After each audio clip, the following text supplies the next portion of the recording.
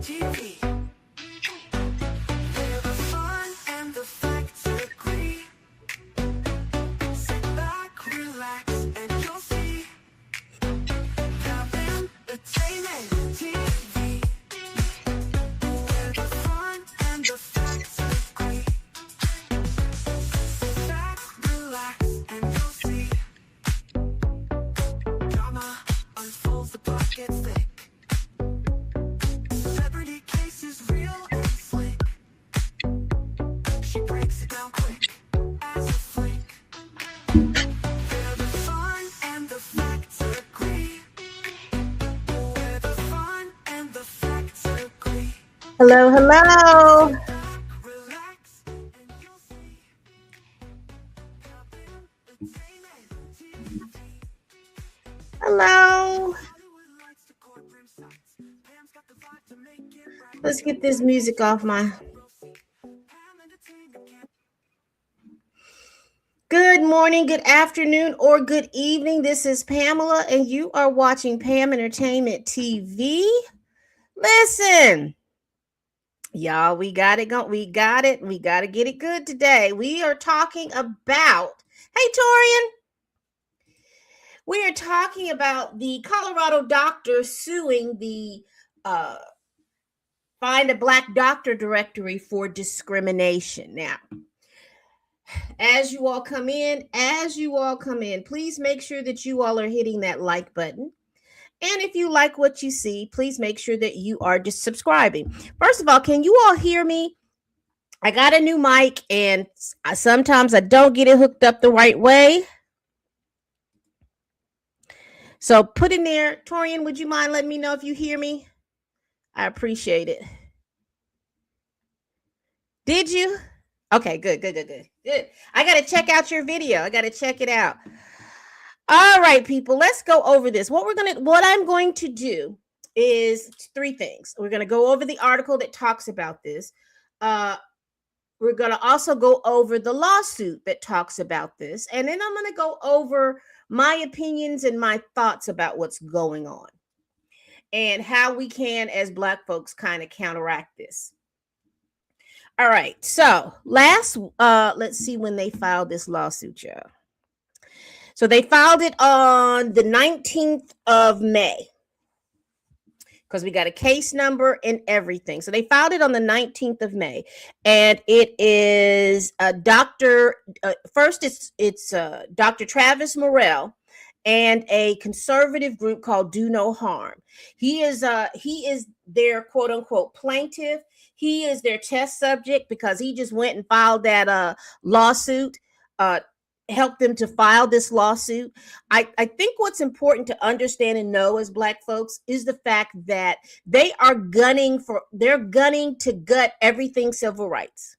Okay, that's what you have to know. That is how you have to do this. So what's happening is that these conservative enterprises, these 501, 503C enterprises are going around, really going through databases looking for anything that says Black, and they're going on there to see if it's exclusive or if it doesn't show that you all are allowing other people to apply for these positions.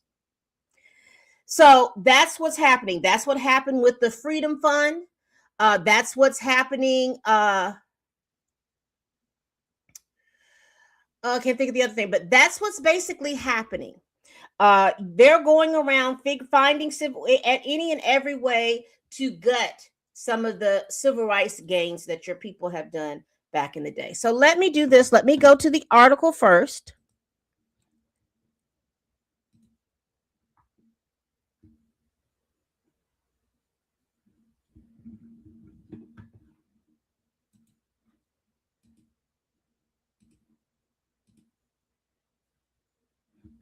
All right, so this is from the New York Post.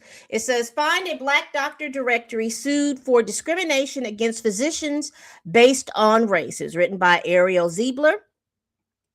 Now, a conservative legal group sued a physician directory on Tuesday, accusing the website Find a Black Doctor of illegally discriminating against physicians by limiting listings to Black medical professionals.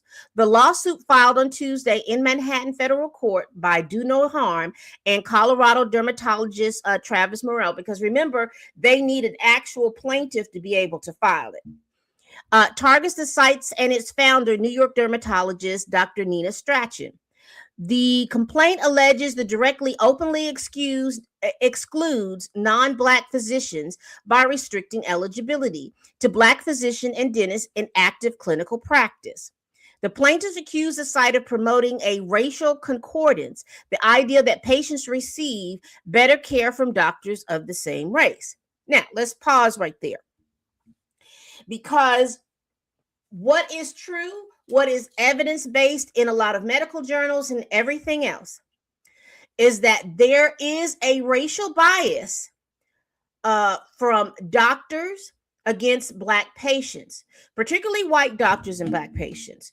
We understand and we know that particularly with Black women, when they go to the hospital, when they are treated, number one, white doctors believe that Black folks' skin is thicker than anybody else's skin. They also believe, because of that thickness, that Black folks don't have the pain receptors that other people of other races, which is a social construct, have.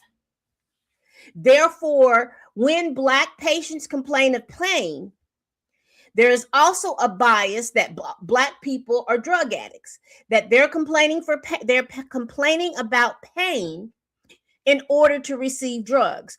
And so what inevitably happens is you have people who have had major surgery, Black folks that have major surgery, where a white patient may be given Melexicam, may be given whatever it is, an opiate, whatever type of drug that's powerful or that's enough for them to do that, they'll turn around and tell Black patients, oh, well, you can just go get you some Tylenol over the counter. That'll help you with your pain. They won't prescribe the pain medication that's needed for that particular surgery. Now, you'll say, well, Pam, that sounds crazy. No, it doesn't sound crazy. You know why it doesn't sound crazy? Because you have a lot of white people, particularly white women, who have a lot of opioid addiction. And where do they get their opioid addiction? Because before they leave the hospital for whatever pain that they're in, they're prescribed these opioids, and then they're continued to be prescribed these opioids. But that's a whole nother subject for another thing. So it does show, there are studies that show that Black patients have better outcomes when they have Black doctors. Particularly, hey, that's not true all the time. And what I'm saying is there is a study that has been done on that. So this particular doctor did that because, and also too, it's cultural competence. For all what a lot of white people in my white listeners and things like that, don't take offense, but it is the truth. There are a lot of cultural differences that you don't understand, particularly when you're talking about what's going on with your patient. Because if you've got a patient, and I could just think of an elderly patient my mother's age, and she comes and tells you, hey, how are you feeling today? Oh, I'm not feeling too good. My sugar is acting up. Now, what did she say?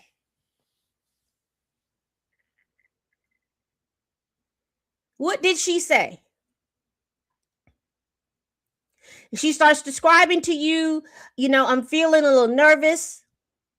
I get dizzy and I can't see good. It looked like I'm seeing things. And let me find another thing. And my legs are weak. What is she describing to you?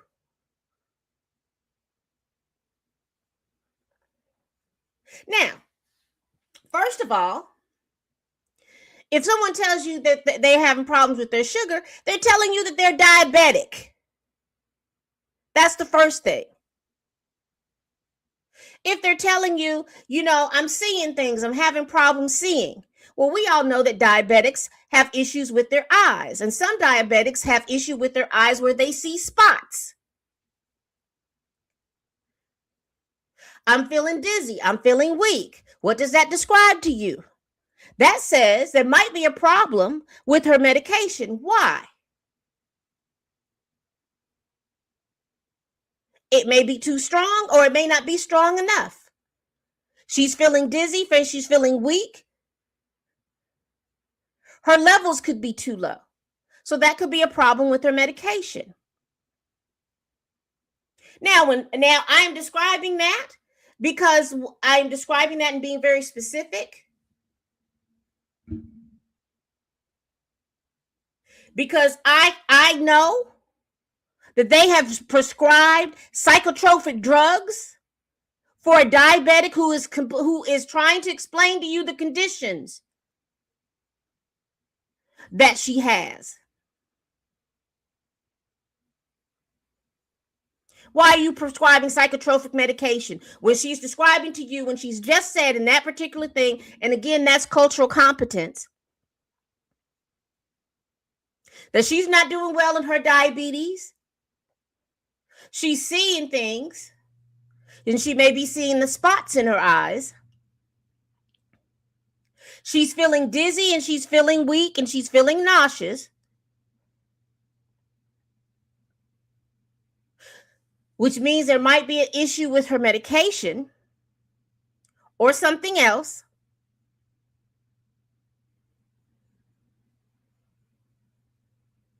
And her legs hurt, which means that her muscles and things are affected.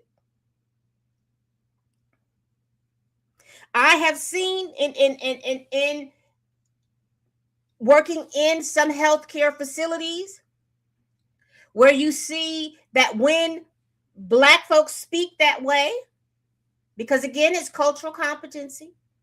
We don't ask any other group to speak any different, but we ask Black folks to do something completely different, but that's a whole nother video.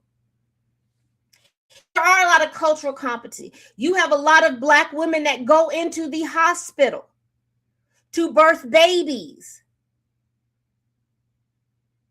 And it doesn't matter the education scale or where they come from. It's one thing about poverty. It's one thing about being uneducated. It's one thing about being educated, middle class. It doesn't matter. You have healthy Black women going into the hospital to give birth to babies. They go in to give birth to babies. They're complaining about some sort of pain. They're complaining about not feeling right. They're complaining about all those things. All those complaints are looked at as that you're being overly dramatic and you're doing too much. They're complaining about abdomen pain. Well, you just had a baby. Of course, your abdomen is going to hurt. Whereas their white counterparts start complaining about pain, and there is a checkup done that quickly. And then the next morning, that Black woman patient is deceased because she's bled out of her abdomen. And nobody went to check her for any pain. They just told her to hush, you're complaining. And the only way that there are better outcomes for that Black woman is if she has an advocate with her at all times.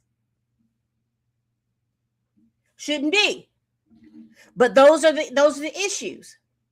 I mean, we just seen a case where a Black woman went to the hospital. She was a nurse complaining about head pain.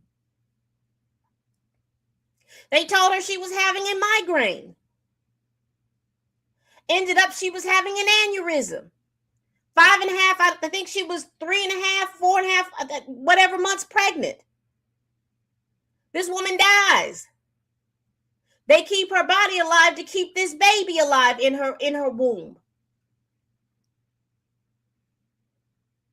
Because again, the laws are different.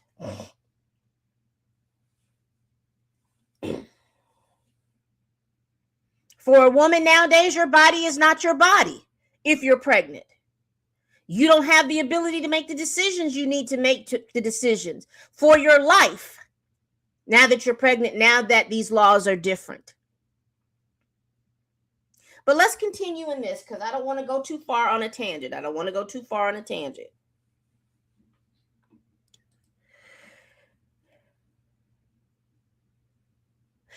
Find a Black doctor markets itself as a directory designed to improve healthcare in the Black community by connecting patients with Black physicians.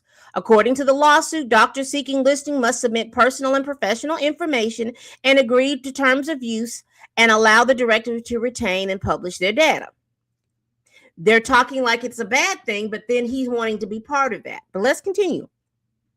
Do No Harm, a nonprofit organization that says it has more than 50,000 members, claims the directory harms physicians excluded because they are not Black. How does that harm them? Only Black physicians and dentists are eligible, the complaint states. Other races cannot be listed or meaningfully apply. The post has sought comment from Strachan. Morrell, a dermatologist and a dermal pathology based in Grand Junction, Colorado, says he treats patients of all races. Okay, that's what he says. Says he applied to join the directory December 23rd, 2025, but never received a response. After following up by email months later, he again encountered only silence, according to the lawsuit. The suit claims Morrell applicant was constructively rejected because he's white. The complaint notes that directly currently lists only 3 doctors in Colorado and no dermatologists in the state. The lawsuit also attacks statements on the website encouraging Black men to seek Black primary care for doctors. The plaintiff argues that the directory relies on harmful, offensive, and racial stereotypes and says it claims about race and healthcare outcomes are unsupported and false. So I looked up because I was curious a couple of things, y'all. So here's one of the things that I was curious about. What is the Black population in Colorado? Right? So it says here, if you can see this,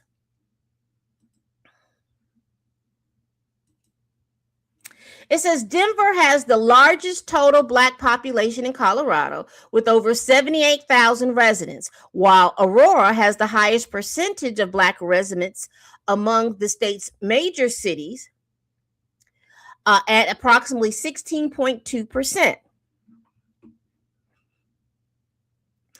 So basically what they're saying is Aurora has as the percentage, so there's 78,567 Black residents in Denver, but that only makes up 9% of the population. But in Aurora, the 74,000 residents make up 16%. Then we have Colorado Springs, Pueblo. I'm just going through here. So then I decided to look up Grand Junction, Colorado. Let me see if I find it. Now,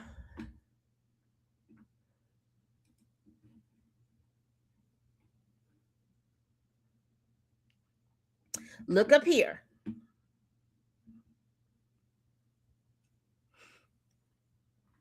The Black or African American population in Grand Junction, Colorado is approximately 0.08% of the total population, representing roughly 500 to 600 residents.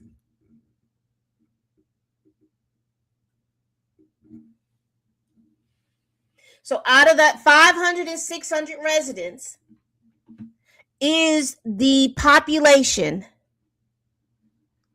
that Dr. Morrell has. And then looking up this map, because again, they have 500 people in Grand Junction, Colorado. So when you're looking at, because the largest city I knew was Denver, Colorado, right? That's the largest city I knew. So from Denver, Colorado to Grand Junction, Colorado,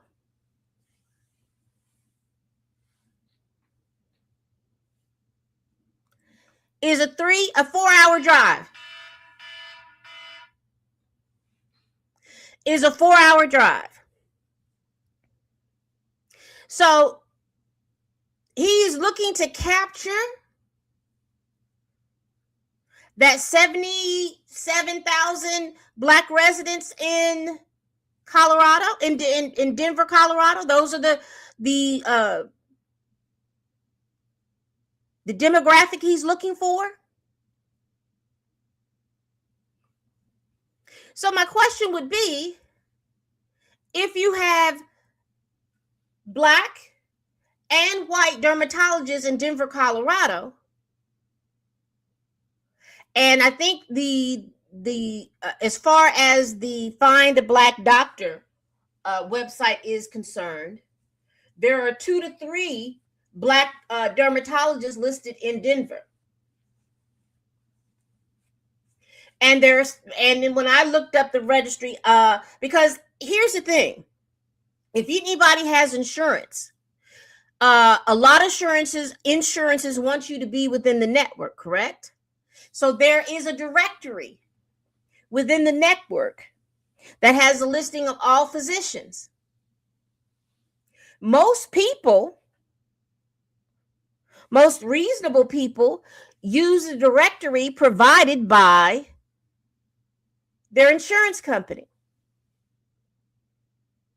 And so since most reasonable people use directories provided by their insurance companies,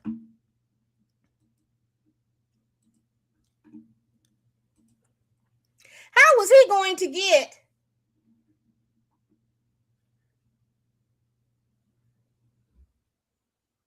that many quote unquote Black clients when, first of all, in their area, their services, they are being treated?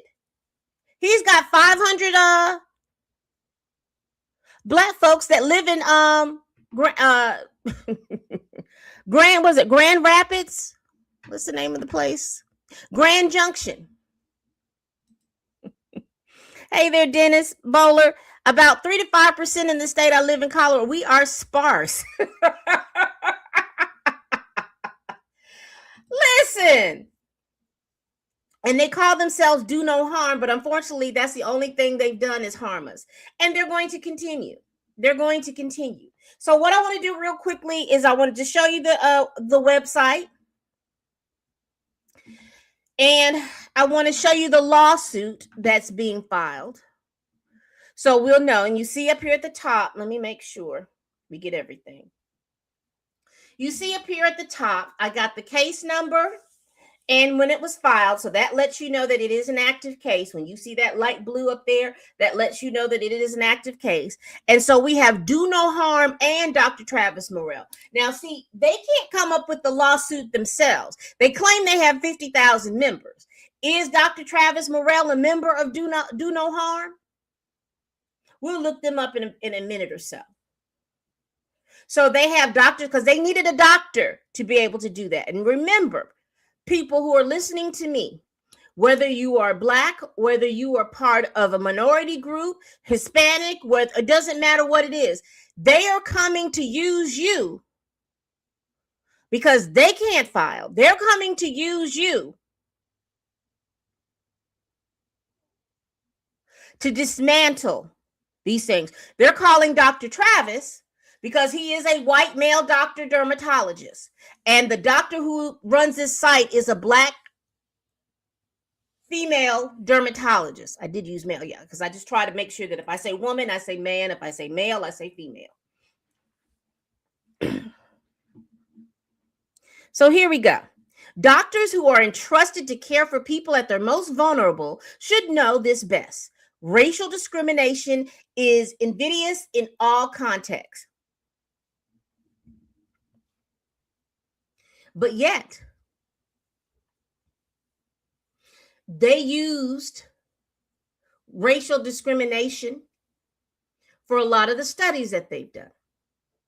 What comes off the top of my head is the Tuskegee experiment, and the founder of OBGYN, obstetrics, and gynecology. That man used barbaric means against Black slave women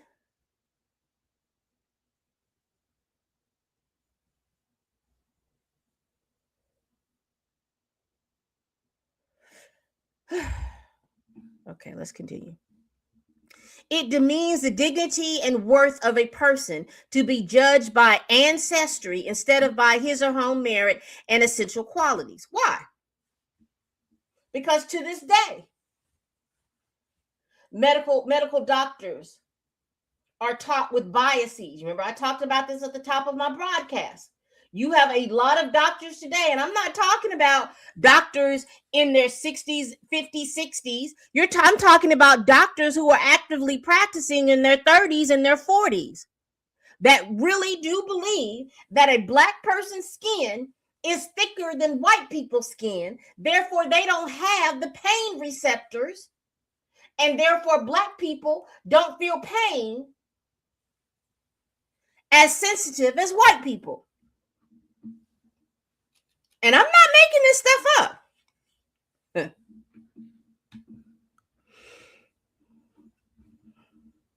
But find a Black doctor. Online directory for physicians and dentists openly discriminates against doctors by race. And it says find a Black doctor, and it lists, I guess when you go to the website, it says why you should look for a Black primary care doctor near me. And they said it was archived on April 3rd, 2026. The directory limits eligibility to Black physicians and dentists in active clinical practice.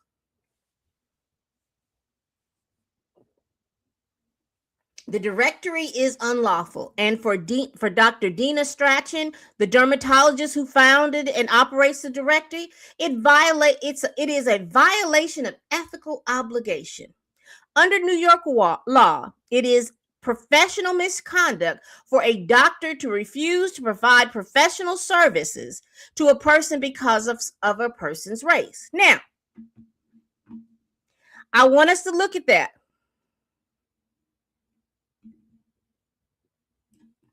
A doctor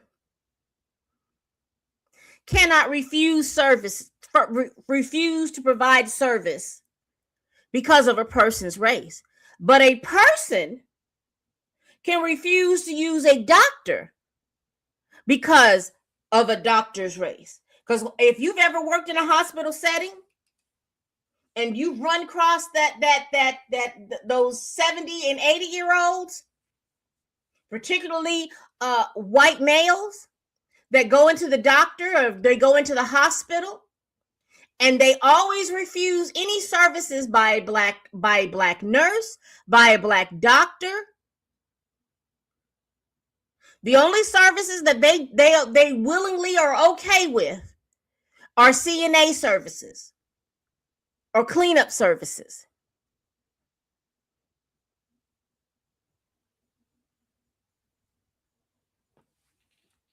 So as a consumer, you have the right to refuse a doctor because they're race. But I just need you to know that it's worded like that. The doctors are not refusing people because they're race. And I don't think that the find a Black doctor are telling people that they're not going to serve them because they are not Black. This is a tool for people who feel more comfortable with Black doctors to easily find that Black doctor who is registered for their services within their community. Now, you remember I told you at the top of the broadcast as well that if you're somebody that has insurance, your insurance provider provides you with a list of doctors within the network.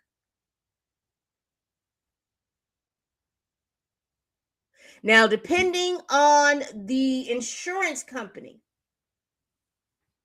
some people even provide pictures of said doctor.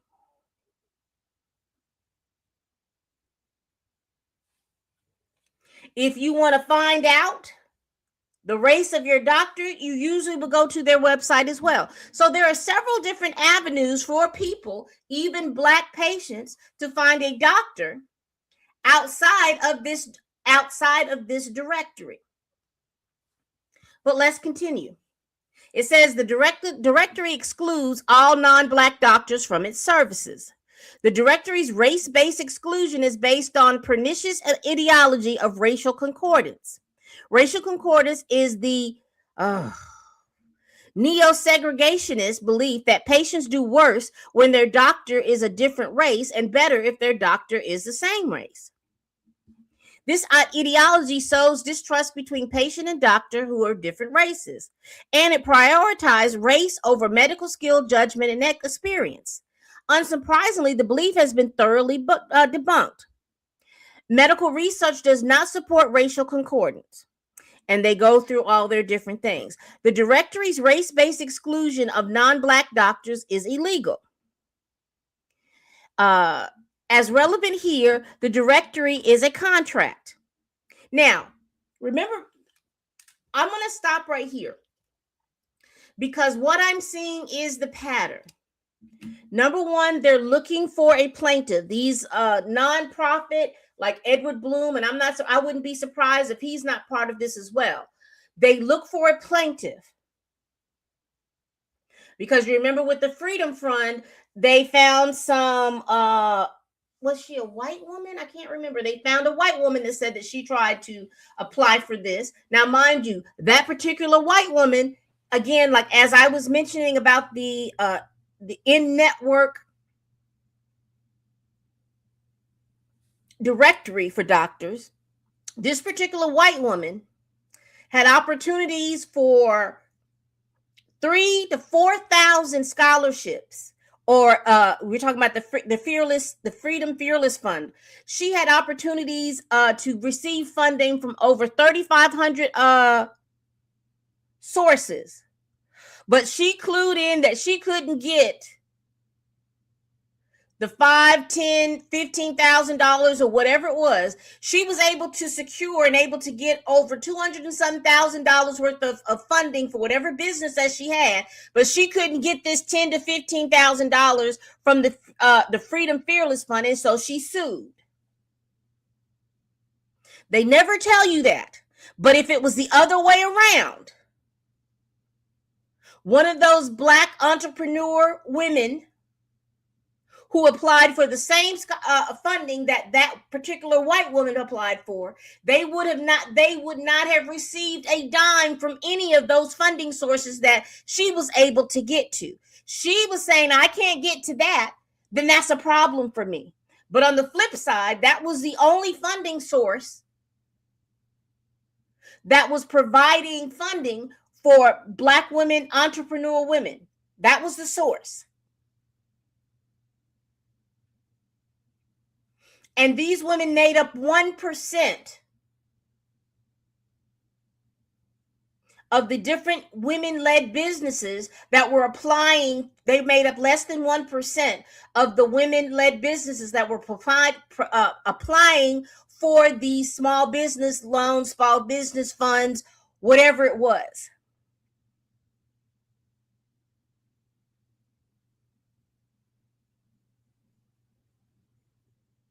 We have out in California,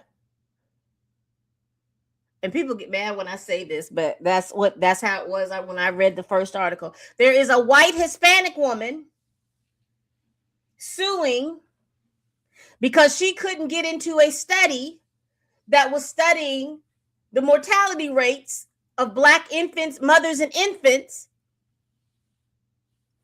She couldn't get into that study because she's a white Hispanic woman. And so she sued because she can't get into a study that's specifically designed to study the outcome, the infant morbidity rates of Black children, mothers and children.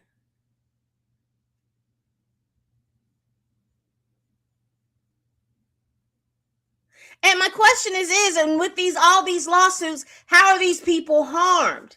If there are studies where she can go, how is she harmed? Because she's going to skew the study.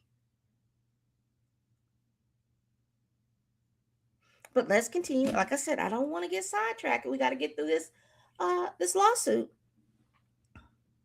They say the directory's race-based exclusion of non-Black doctors is illegal. As relevant here, the directory is a contract, and that's what they're going after. What is this new one that they have? It just came out, and I can't think. I know I reviewed it. Doctors receive valuable advertising exposure to and potential opportunities to work with new patients. In exchange, the directory makes doctors agree to various terms, including holding the website harmless for various grievances, and it extracts permission to use a doctor's personal information on its listing, which gives them commercial value. So they're basically saying that no other doctor will have access to Black patients unless they are in this directory that says to find Black doctors. They say they won't have any access anywhere in the world to find Black patients or for Black patients to find them unless that they are part of this directory. And remember, we talked about what insurance companies do. The directory's race-based exclusion of non-Black doctors violates many laws, notably U.S. Code 42, Section 1981, the landmark federal statute that bans racial discrimination in contracting. It says here, who are the parties? Plaintiffs Do No Harm is a nationwide grassroots 501c3 membership organization. It's more than 50,000 members, include healthcare professionals, students, patients, and policymakers. D&H's mission is to ensure, and Edward Bloom's organization seems to have this same amount, this 50,000 member amount. I'm going to go back. We're going to look this up to see who was running this. D&H's mission is to ensure that medicine is driven by scientific evidence rather than ideology. To that end, the organization opposes the idea that effective patient care is determined by the race of their doctor, rather than by the skill of the attending physician. Dr. Travis Morrell is a member of D&H. D&H is a genuine voluntary membership association.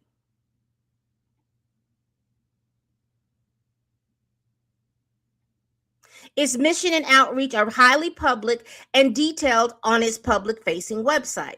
Members voluntarily join and receive regular communication about the association's litigation and other activities. D&H has represented the interests of many of its members in several federal cases. It brings its lawsuit in a representational capacity on behalf of its members who would have standing to sue on their own. They talked about Dr. Travis Morrell is a licensed physician and double board certified dermatologist and dermopathologist. He has a master's of public health degree. Dr. Morrell's medical practice focuses on the diagnosis and treatment of serious skin conditions, including melanoma, carcinoma, autoimmune disease, and cutaneous effects of systemic disorder.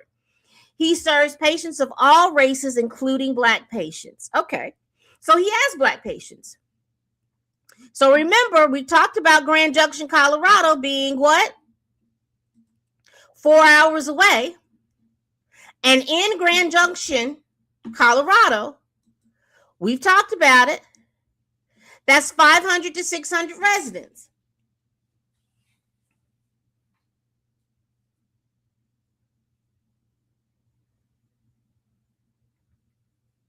So he has access to the demographic that he's talking about. He has access to 500 to 600 residents, Black residents in Grand Junction, Colorado. Once again, he's 4 hours away from the second largest city with a Black population in services.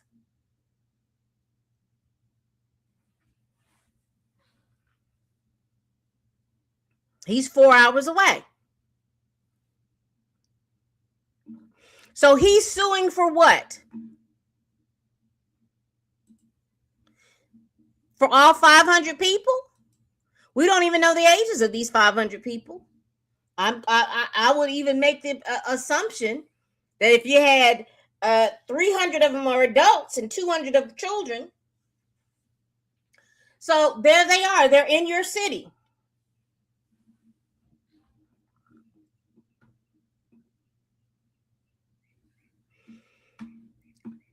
Let's continue this lawsuit, child. Defendant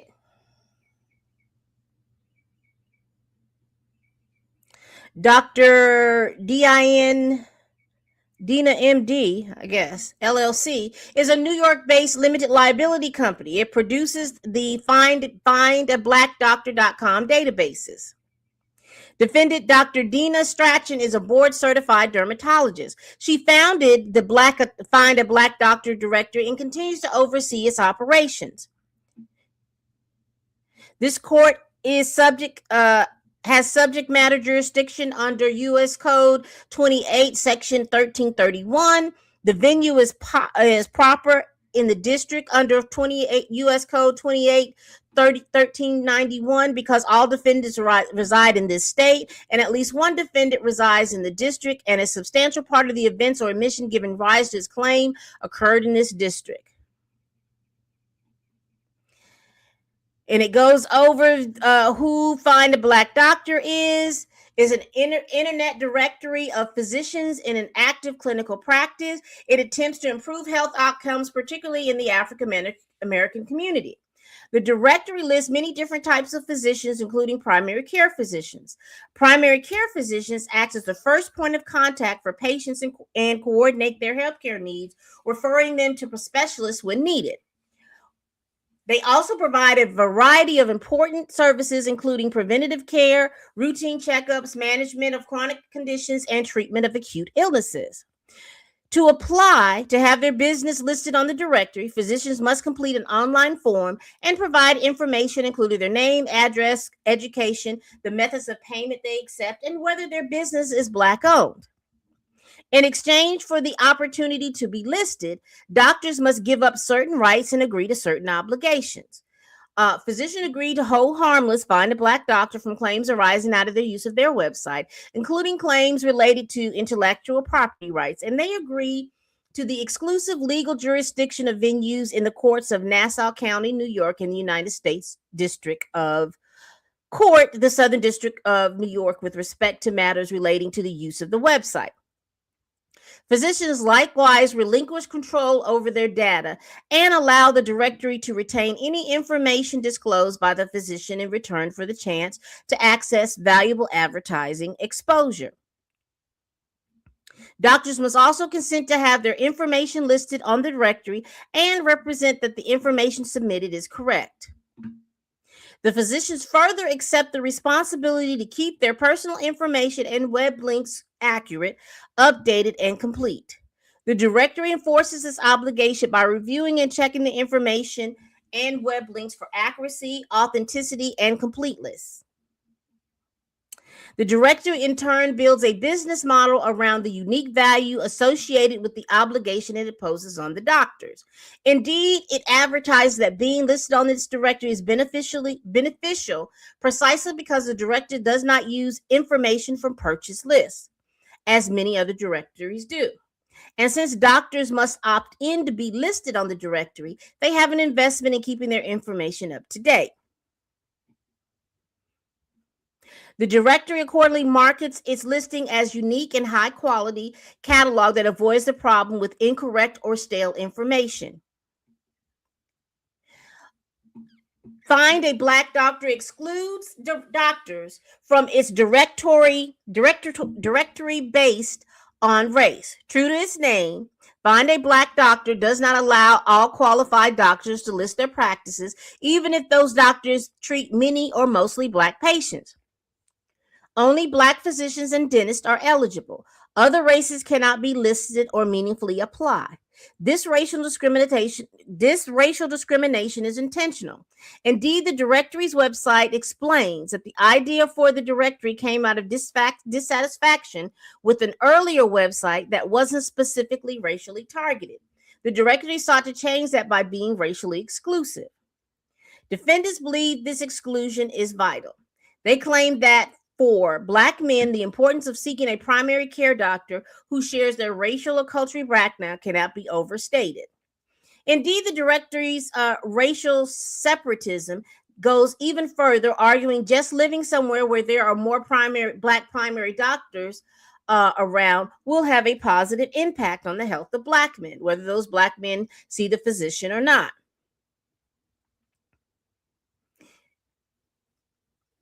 The director believes that Black men are more likely to follow through with preventative healthcare screenings if their doctor was also a Black man, and it asserts that having a Black male primary care doctor will help bridge disparities in health outcomes by fostering a deeper understanding of unique health concerns and experience faced by Black men.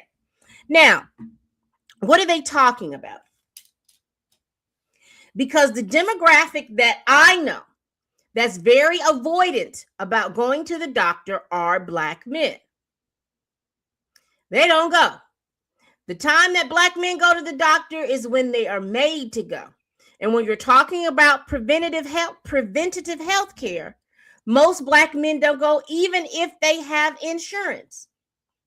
The first time Black men go to the doctor, most of the time, now I am speaking anecdotally, I am speaking from my experience. The time that you can get them to go to the doctor is when something is wrong. Their head is hurting too bad. They can't get up and they can't move. And by the time you take them to the doctor, because 9 times out of 10, they don't have a physician, you have to take them through the emergency room. You take them to the emergency room and you find out that they're 5 minutes from stroking out because their blood pressure is 235 over 102.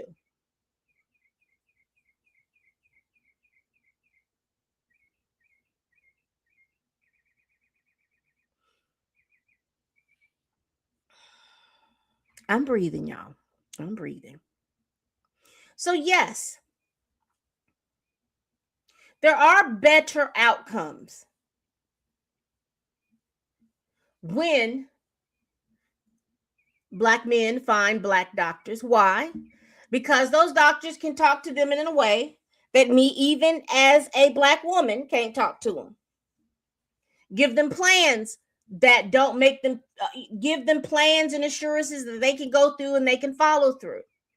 And they usually make sure that they follow through. Why? Because what I have found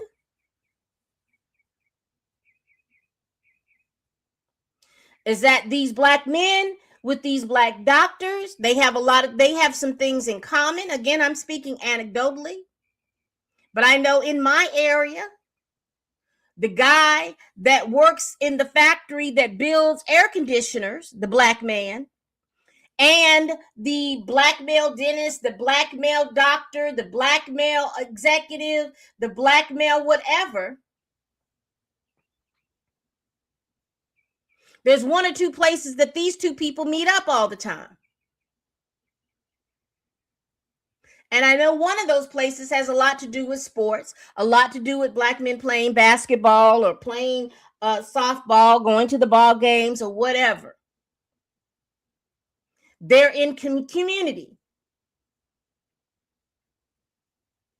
Again, I am speaking anecdotally because I've seen it. I've seen those Black doctors that play basketball, and they're playing basketball in the community. And one of their patients may walk up, Black male patients may walk up to them and may just come out and blurt out and say, hey, I'm feeling good today. I thank you for doing this. I'm going to make sure I make that appointment. What that black dog going to say? You do that. You do that. Glad to hear it.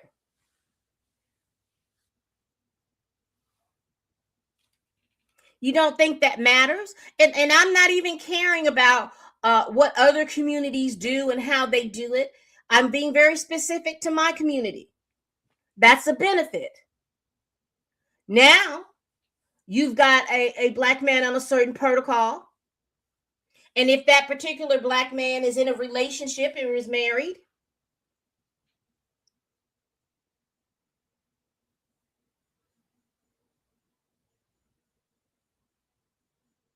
that man has another layer of someone being able to coordinate with that black doctor's office, whatever, they can get all their things done. Does that happen, or does that not happen to white doctor? I can't tell you that it doesn't, and I can't tell you that it does.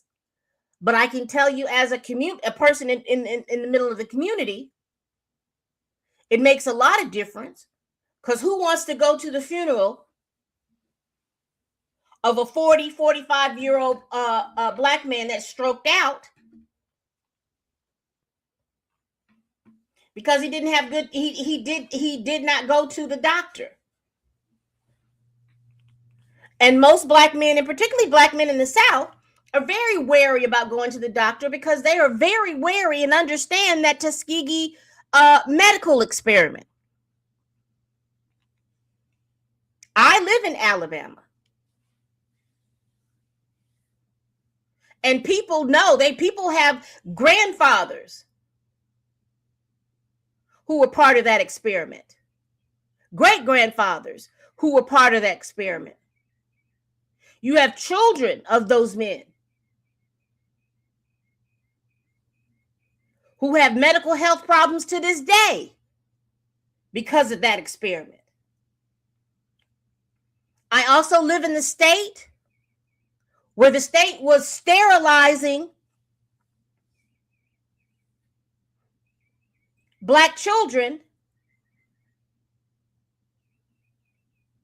who had learning disabilities or mental health issues because they had learning disabilities or mental health issues. And they weren't telling people that they were sterilizing these people, these young people.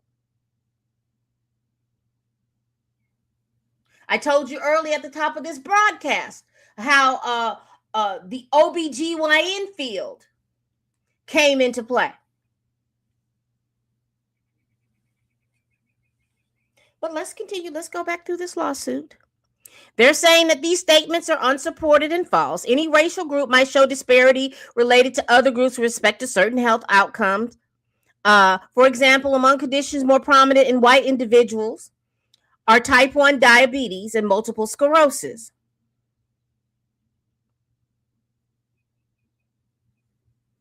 They said that do no harm members who were and are harmed by racial discrimination.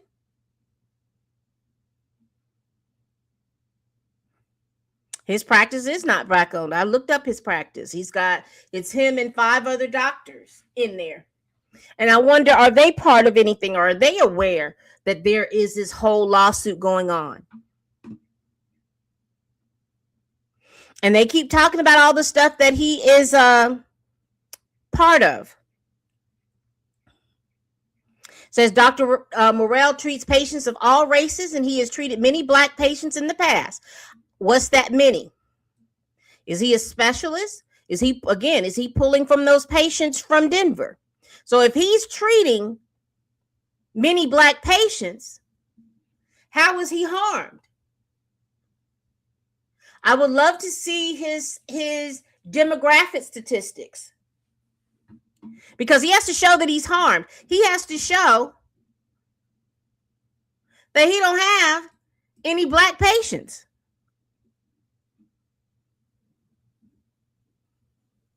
So how is he harmed? Let's continue. He is a dermatologist, a specialty that the directory says is especially important for Black patients. He is expert in skin cancers, including cutaneous T-cell lymphoma and dermatofibrosarcoma, whatever this other word is, I can't pronounce it, which the director explicitly recognizes as presenting particular acute risk for Black patients. Dr. Morrell wants to use his expertise to better the lives of his patient, and he wants patients to be able to find him to receive healing. He sincerely wants to be listed on the directory. Again,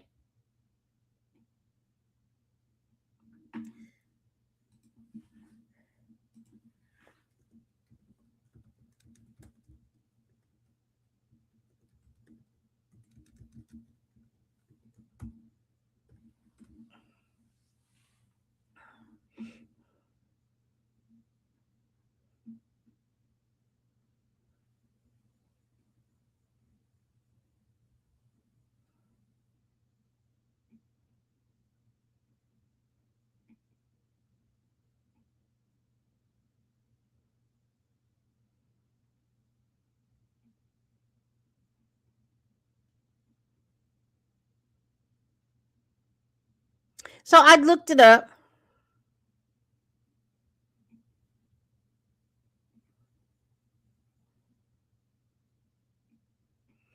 Just by putting in Black dermatologists in Colorado, it says while there are currently no verified Black owned or operated private dermatology practices with active directories in Colorado. Let's go.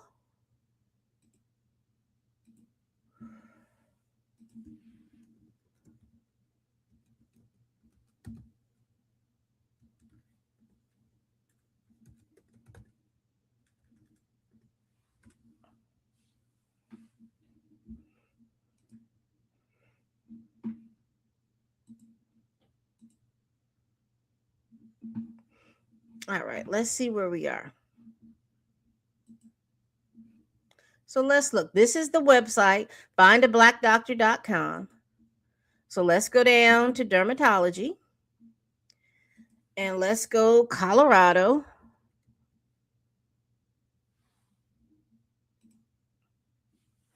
And let's see what distance that we can go.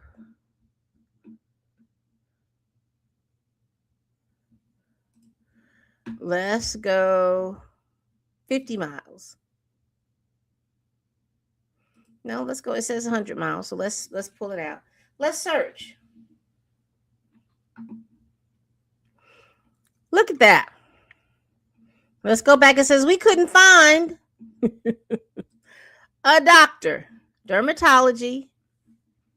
Colorado.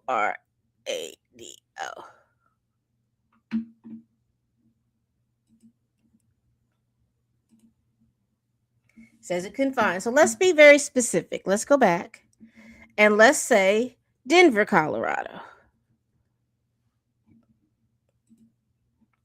And 100 miles outside of Denver.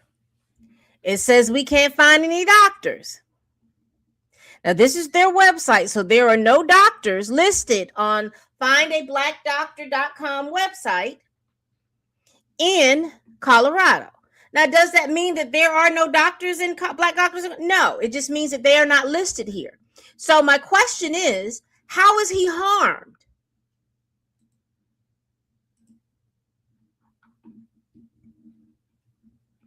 He says he applied on December 23rd, 2025.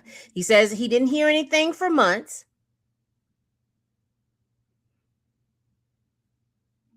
He says he only encountered silence, and consistent with the directory's Black-owned criterion, his application wasn't accepted. Now, he says he hadn't heard anything from them. So how does he know that his application had been rejected? He maintains his intent to be listed in the directory. If a court ordered defendant to end their racial discrimination, Dr. Merrill would immediately agree to be listed. And if necessary, he would resubmit his application and complete other required steps.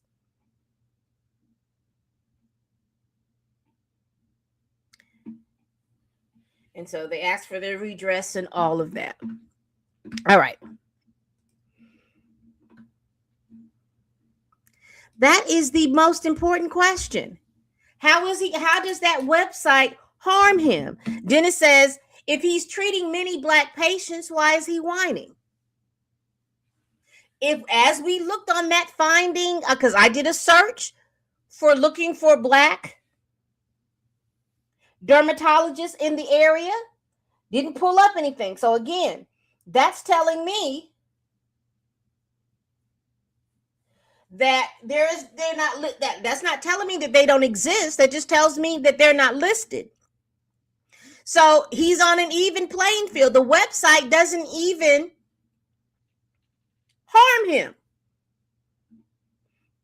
because in his area and the patients that he was going to be looking at, he's serving those 500 to 600 patients in his city. He's serving those patients. He is the, let's look and see how many dermatologists are in his area.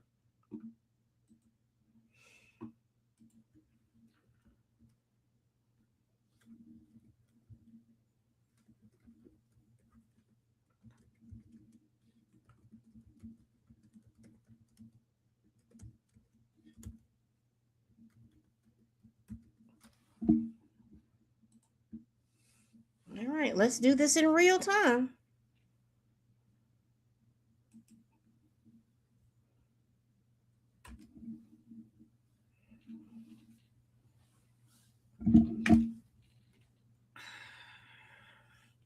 Look at here. We're in Grand Junction, right? This is Grand Junction, Colorado. So I looked at the dermatologists, and we've got Epiphany Dermatology. These are the two doctors in Epiphany Dermatology. We have Mountain West Dermatology. This is the dermatology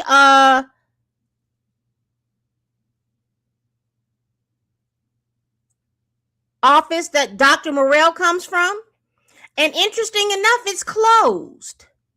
Why is it closed? Then we've got a doc down here, Dr. Zachary Burr.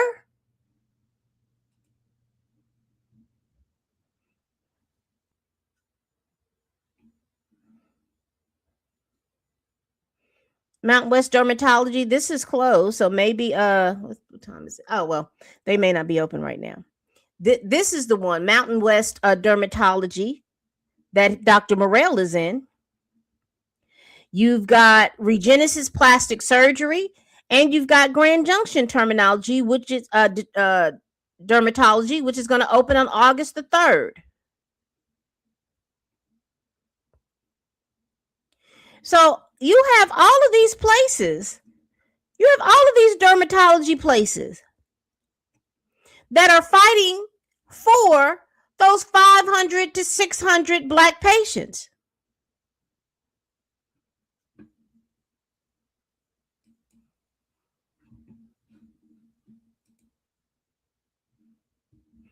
So this is Mountain West Dermatology.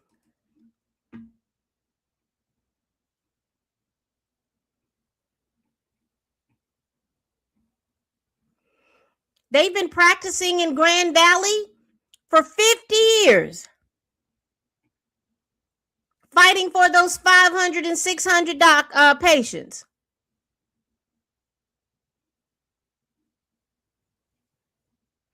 Here's a list of their doctors. Dr. Morrell is concluded. You got a Dr. Weber, Dr. Kirkgard, Dr. Dietz, Dr. Paul.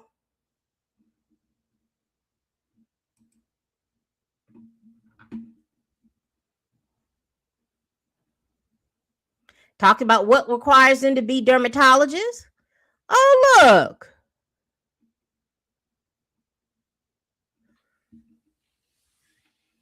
We got Dr. Weber here, Dr. Kirkgard, Dr. Dietz. Look like they just fighting for them Black patients.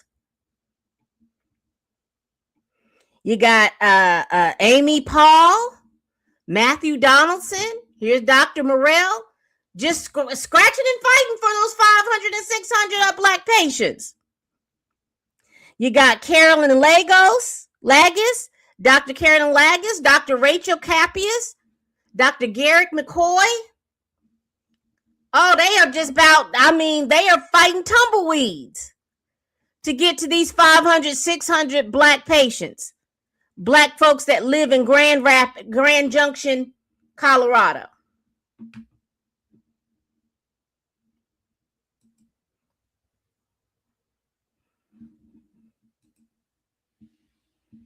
Hands over fist.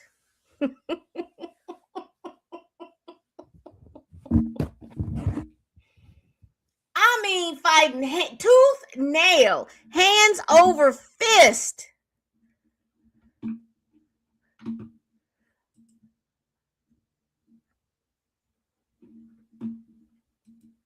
So let's do this. Let's do all doctors, Black doctors in Grand Junction, Colorado. 24-mile radius. This is what we find on findablackdoctor.com. You couldn't find one in the 25-mile radius. Let's do it again. Real time. Specialty all. Location Denver, Colorado. 25. Well, let's do 100-mile radius.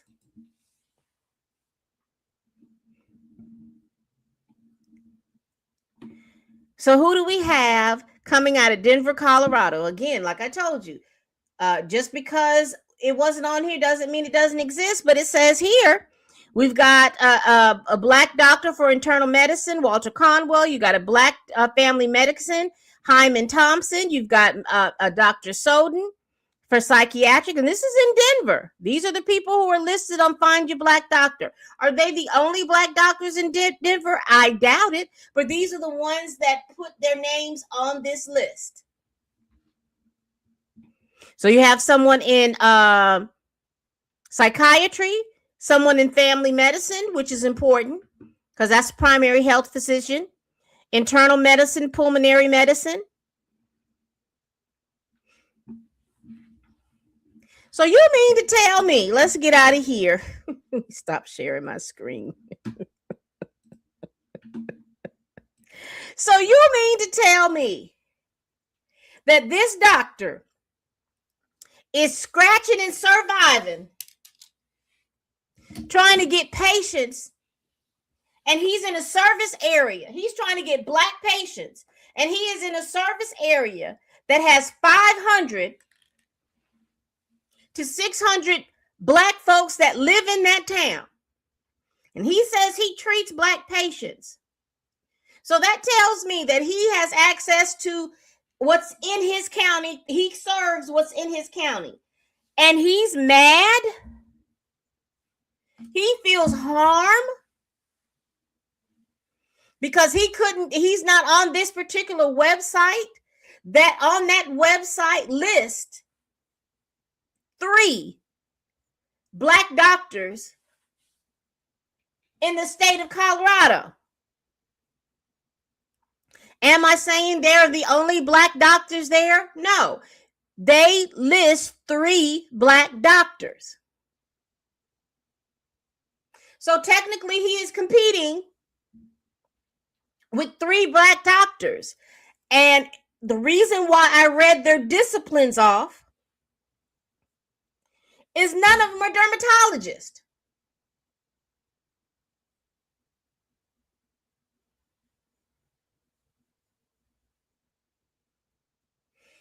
All right. Let me just go over my thoughts. And this is things going forward, particularly with, I'm just closing out some of these tabs I have open that I don't think I'm going to get back to. Here are just my thoughts. Going forward, Black folks, it is going to be quite important, particularly those of you all that are wanting to use this 501, 501(3) status. You're going to have to make sure that you're not putting on there that you're just serving or accepting the applications for just Black folks.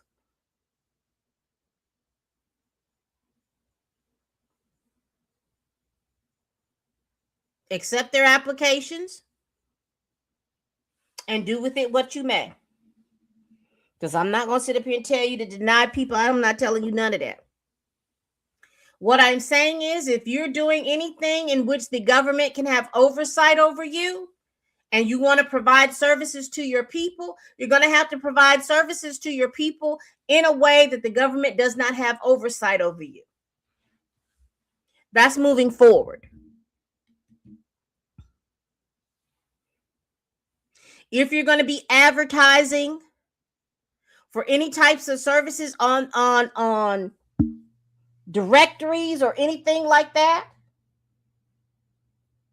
and I'm going to say this, and I know, a lot of people are like, oh, well, something, charge a fee,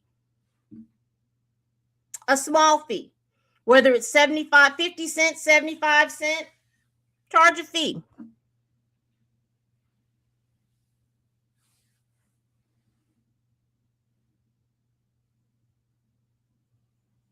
Because here's what they're doing. So you all Black folks did way too much in the 60s and the 70s. And y'all got these mediocre folks upset. They think that you're in positions that you're not supposed to be in. You've got a lot of people thinking that, as they have their biases, that Black folks aren't intelligent, Black folks aren't this, Black folks aren't that. And they think that you're in these positions because you don't have you really don't have the intelligence to be in these positions. Somebody gave you that position. When we know in our community, you've got to be twice to 3 times as good as the next person to be in those positions so that you won't get questioned about that. But then they turn around and have a problem with you being too smart.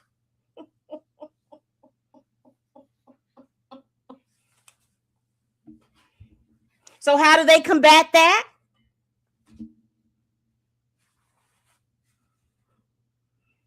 They're taking degrees and making them quote unquote non-professional.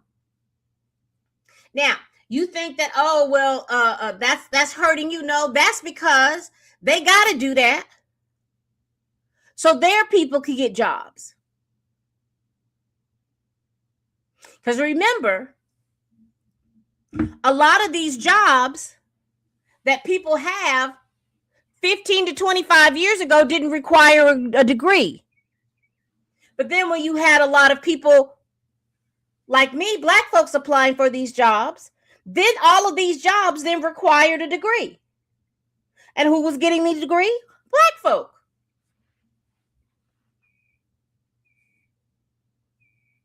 And so now white folks feel like they're being pushed out of jobs. You're not being pushed out of a job. You are not meeting the qualifications for the job.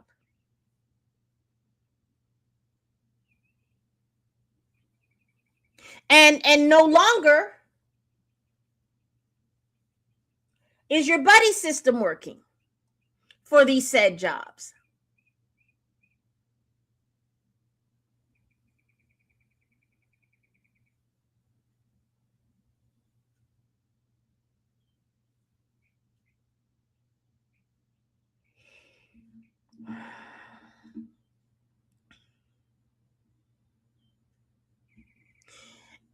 Personally, I've been listening to all this stuff that's been happening probably in the last 4 to 5 weeks. And my first instance is that I'm angry. I am angry for the fact that all the things that my grandmother fought for, fixed all those dinners and meals, and folks marched, sprayed with hoses, talked down, pushed out. All of these things that they fought for has been backed up, has been taken, has been gutted, backed up, or taken away. Now, that bothers me because you remember I did my video, well, I did a TikTok talking about Benjamin Crump out here pulling this 80-something-year-old woman who's in a wheelchair out here in the middle of Selma and the Edmonds Pettus Bridge, talking about, oh, she out here fighting again for the rights. You all ought to be ashamed. Black folks, you ought to be ashamed.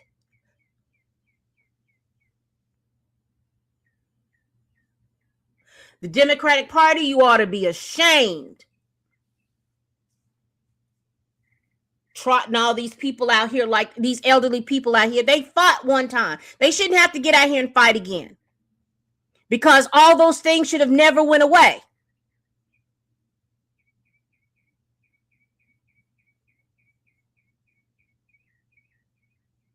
All of these organizations that say that they are helping Black folks, you ought to be ashamed.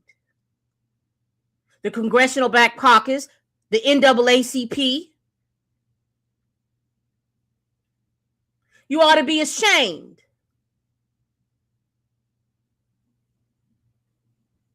Now I'm going to do another video on this with the NAACP asking our young men to forego their scholarships or their ability to play sports at a college level to fight for civil rights.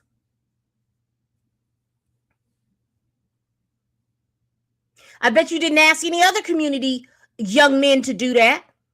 NAACP. Did you ask the Asians to do it?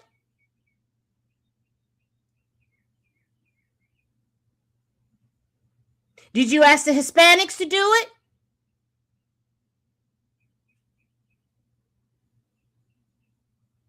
Did you ask the white kids to do it?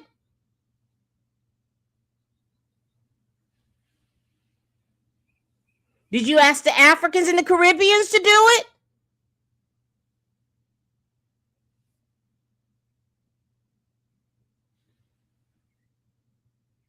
You want our community to get out here and to fight and to lose stuff. And you know what happens? You let that young Black man not go out here for his civil rights, fighting for civil rights. And he doesn't get to go in and play college ball. Because now it's my understanding that these kids get paid for their images and stuff like that, and they make a little money. Somebody from another community is going to come in and take their place.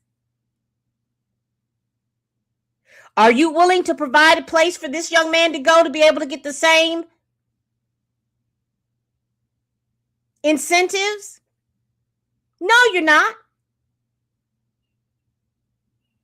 But unless you are actively asking other communities and their children to do that, don't ask ours. Where are you, NAACP, on this lawsuit and the couple others that are coming out?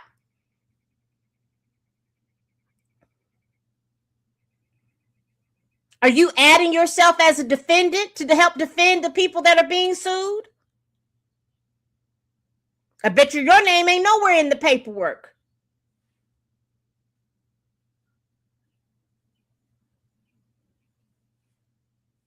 Nowhere.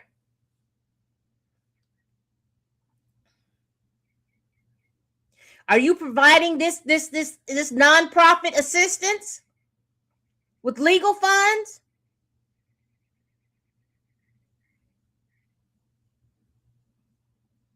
Where's Al Sharpton and his network?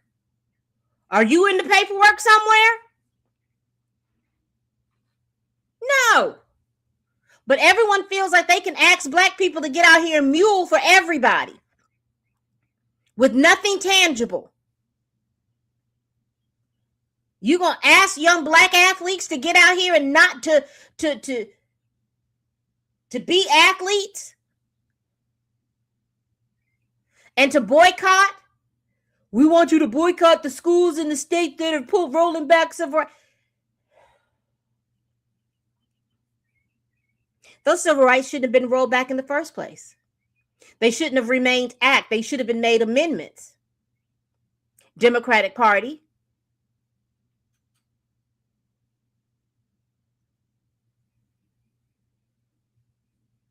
In the past 30 years,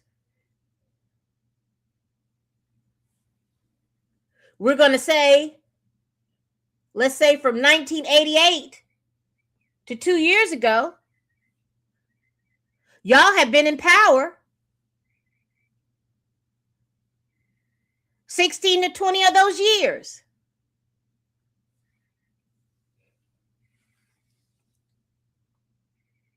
$16 of those years.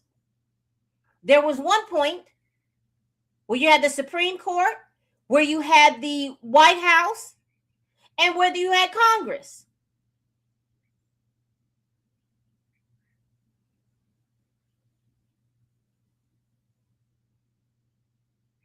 Where those things could have been pushed and would have been made amendments.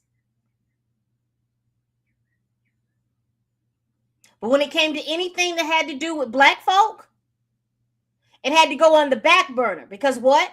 As a party, your interests have always been on immigrants and illegal immigrants, on DACA, on sanctuary cities. And the gag of it all is all those people that you assisted, that jumped the line from the people who were probably been on these roles for 10 to 15 years, trying to get in as citizens. You jumped the line with the TPS and the asylum, getting people to file up under that.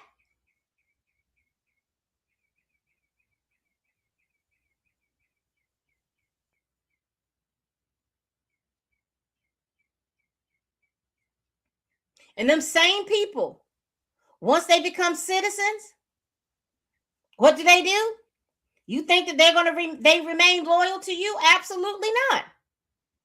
They said, I will vote for Donald Trump. Same thing with the Congressional Black Caucus. Up there in New York, you're sitting up there with a sanctuary city, and you don't care if they're illegal or not, as long as the numbers are there.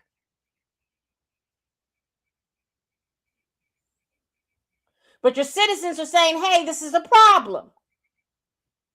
Because places that were used as community centers for our young black kids to go are now temporary shelters for illegal immigrants.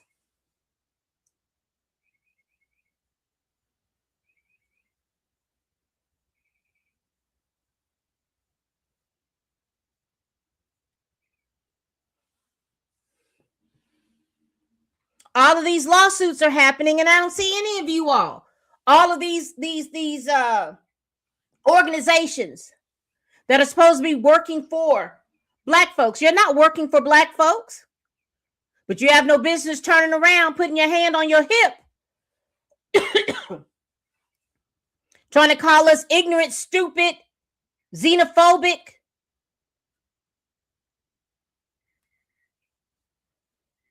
Y'all just don't really understand politics, but you damn sure want our vote when it comes to politics.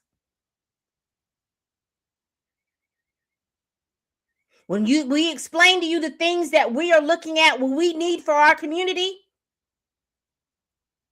we already know the Republicans can care less about us. They don't want to assist us in anything.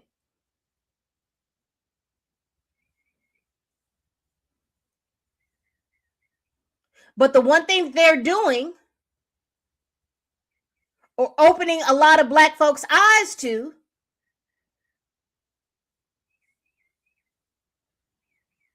are the things that you're not doing that you say that you're doing. Democratic Party. The people who you're helping without hesitation but you need studies to be of assistance to your most loyal voting bloc. Now you're out here doing these same tactics, this fear mongering. They're going to take us back to slavery. Well, whose fault is that? Now you let me tell it. You don't care one way or the other. All you care about is being in power. And you will pander to whomever it is that you'll get want to get back in power with. And you think talking down to black folks, you think all these things are going to be helpful into you getting back into the White House? Thinking that's going to help you in Congress? Because as soon as you get there and you get back there, black folks start asking for those tangibles, start asking for you those campaign promises that you say that you're going to do. Crickets. Crickets.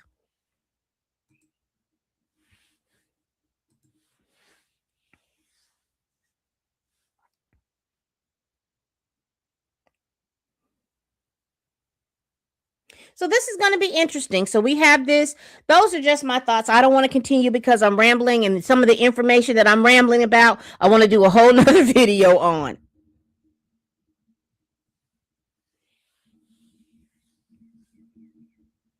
So I will tell you all this. Any 501c3 organization that your aim is to deal and to help with black folks, you need to get your attorneys prepared for a lawsuit, because these people got time. That's the one thing you can say about them. They got time.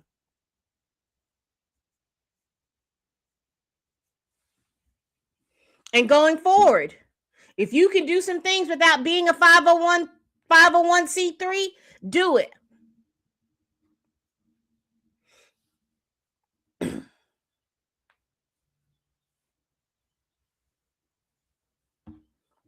Because everyone has known, I've been voting since I have been a voting block person since 1988.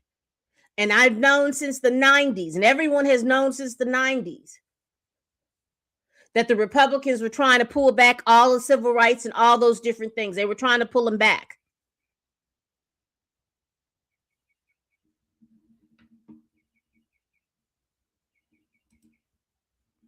But like I said, we'll definitely talk about it in another video. But y'all tell me what y'all think.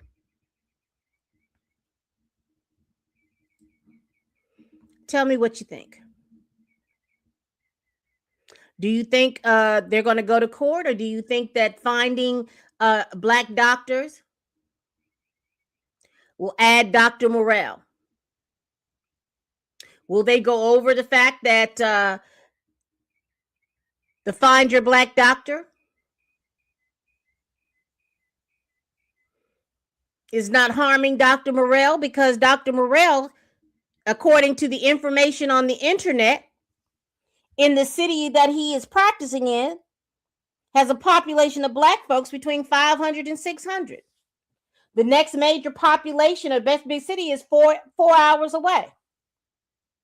So is he trying to get the dermatologists that are in Denver? I don't know. Because there's several ways for black patients to find white doctors. If you have insurance, there's a directory there.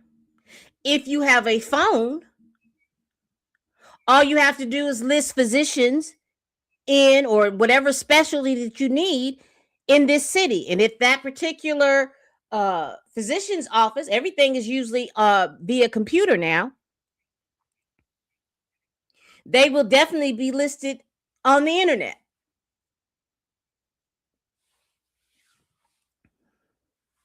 So I don't see how he is being harmed when he has access to all of the black patients within his area.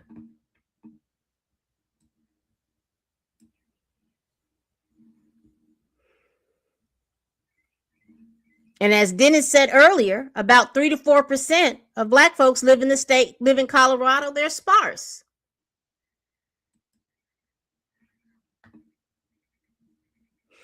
All right, people. We do this every week. Please like, comment, and subscribe. Please share this video if you care. Y'all, what are you all thinking about this newest lawsuit? Y'all let me know in the comments. All right, people. We do this every week. Please like, comment, and subscribe. Please share this video if you care. Y'all, please tell a friend, tell a kin, tell a coworker, tell that heifer that you can't stand that I'm over here making these videos. And as always, people, bye-bye.